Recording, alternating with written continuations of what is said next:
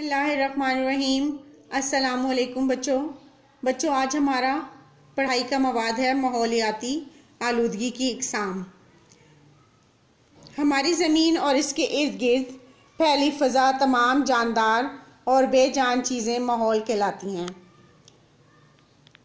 कुदरत ने हमारे लिए साफ़ सुथरा और सेहत के लिए मौजू माहौल तख्लीक फरमाया, मगर हम अपनी लापरवाही से माहौल को आलूदा करके रोज़ बरोज़ बर्बाद करते चले जा रहे हैं। बच्चों, माहौलियाती आलूदगी की 4 इकसाम हैं। आइए अब हम इस सबक के सवाल जवाब पढ़ते हैं।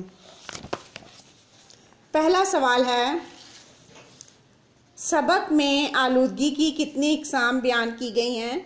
सबक में आलूदगी की 4 इकसाम बयान की गई हैं। सवाल नंबर 2 है, कौन कौन से या कौन कौन सी हैं ये इकसाम और नाम लिखिए। फ़िज़ाई आलूदगी, आबी आलूदगी, सौती आलूदगी, हवाई आलूदगी। आलूदगी की इन इकसाम का मुख्तसर तारुफ बयान कीजिए। बच्चों, हम यहाँ पर 3 इकसाम का तारुफ लिखेंगे।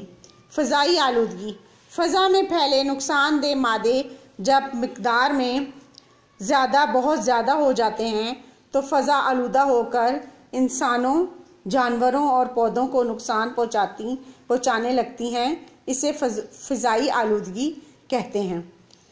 अब आगे है आबी आलूदगी। समंदरों, दरियाओं, झीलों और नहरों के पानी के ज़ख़ीरे में जब कारखानों और शहरों का गलीज़ पानी शामिल हो जाता है तो इसे आबी आलूदगी कहते हैं।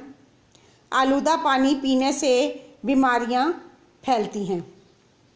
सौती आलूदगी, नापसंदीदा और बुलंद आवाज़ें शोर की सूरत इख्तियार करके माहौल को मुतासिर करती हैं, जिसकी वजह से हमारी कुव्वत समात मुतासिर होती है। जहाज़ों, रेलों, कारखानों, रेडियो और टेलीविज़न की तेज़ आवाज़ सौती आलूदगी का सबब बनती है। बच्चों, आपने देखा, इसी तरह आपने भी अपने उर्दू के रिसोर्स पैक पर इन सवालात के जवाबात लिखने हैं और सबक की पढ़ाई करनी है।